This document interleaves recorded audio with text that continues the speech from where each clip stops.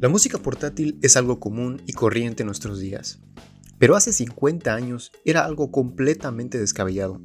La música se escuchaba en discos de vinilo, luego pasaron a los cassettes, y para los años 80 llegó una tecnología capaz de escuchar la música de los cassettes con audífonos con la filosofía de poder oír los éxitos del momento mientras caminabas autónomamente por la calle.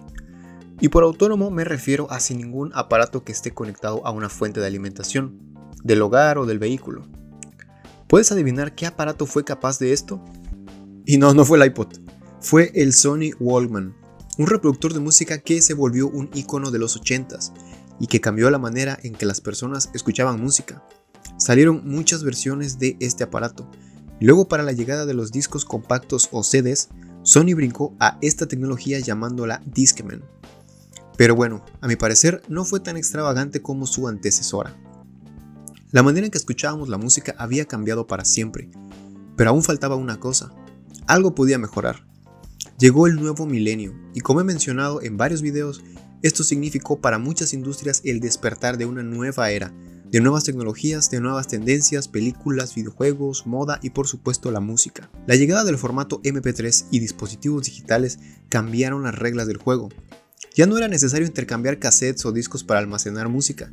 Ahora, en un dispositivo digital, podías tener miles de canciones, y así como el Walkman se volvió un icono de la música portátil análoga, Steve Jobs junto a otros miembros de Apple vieron que el Macintosh estaba quedándose fuera de la revolución musical en el año 2000, la cual había sido originada por Napster, ya que no había programas que reprodujeran el formato MP3 en esos ordenadores.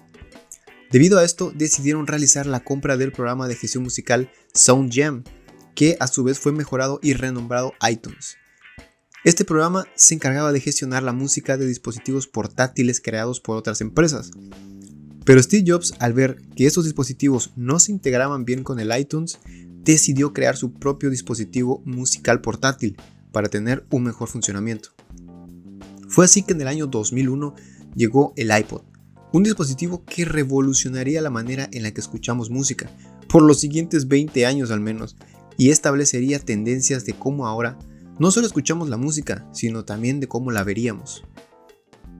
El primer iPod fue lanzado, un dispositivo rectangular que cabía en el bolsillo, bastante compacto, con el ahora clásico diseño de rueda y una pantalla monocromática que mostraba la canción que estabas escuchando.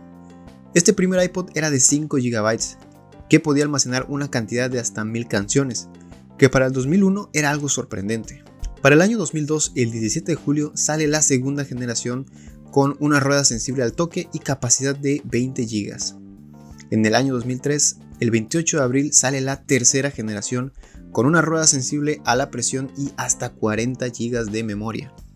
Para el año 2004, el 19 de julio, sale la cuarta generación, por fin con la rueda sensible al tacto que conocemos y con una pantalla a color para ver fotografías, teniendo una memoria de hasta 60 GB. Y aparece por primera vez otro iPod, el iPod mini, con 5 colores, con una rueda click y hasta 4 GB de almacenamiento. Un dispositivo que, como su nombre lo dice, era mucho más pequeño que el iPod original, o ahora llamado iPod Classic, además que también era mucho más económico. En el año 2005, el 12 de octubre, sale la quinta generación, con una pantalla a color capaz de visualizar video. Tiene hasta 80 GB de memoria y el sistema de enlace con el ordenador pasa FireWire, que solo se usa para cargar la batería a USB.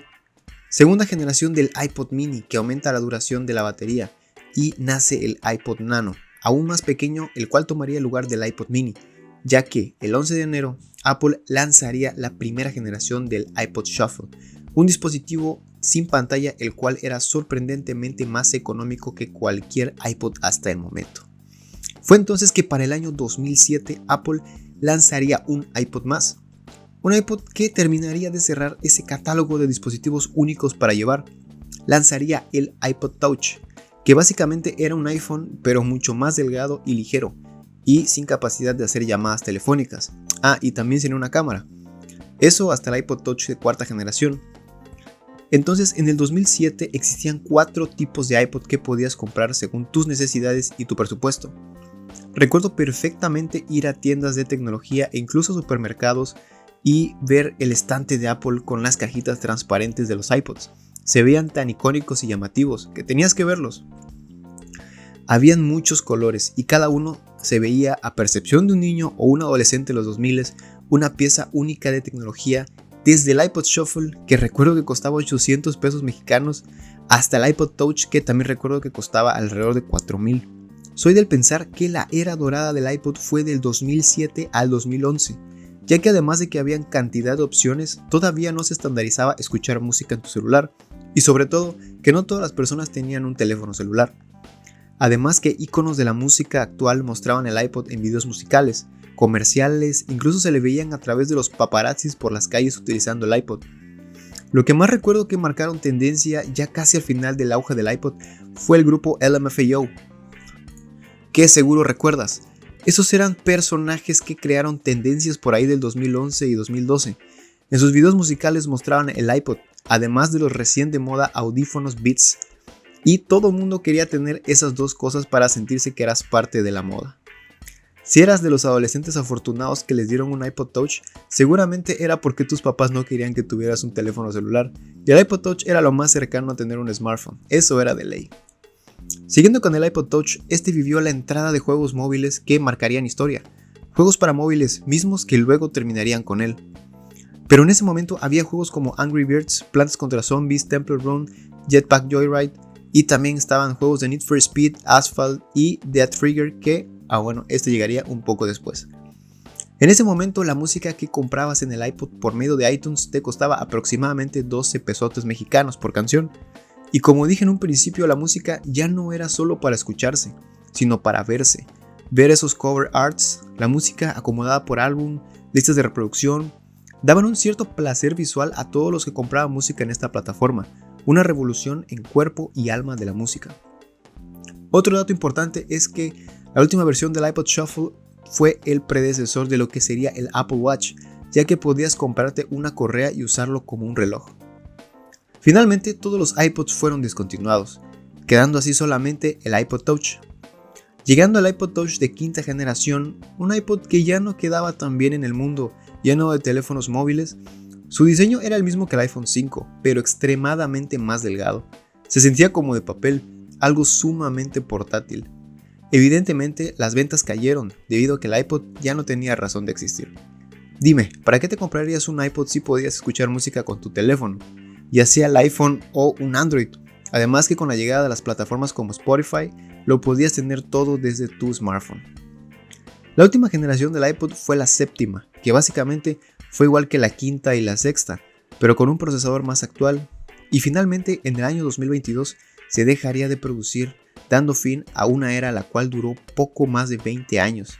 Y tal como el título de este video, el iPod no inventó la música portátil, pero sí que la revolucionó, transformando la manera en la que escuchamos y vemos la música hoy en día. Y bien, si el video te gustó, regálame un poderosísimo like, suscríbete a este canal nostálgico y bueno, yo soy Leo y espero te haya gustado este video. Comenta si tuviste algún iPod por ahí, alguno de tantos iPods que salieron. Yo soy Leo y nos vemos en un próximo video, chaval.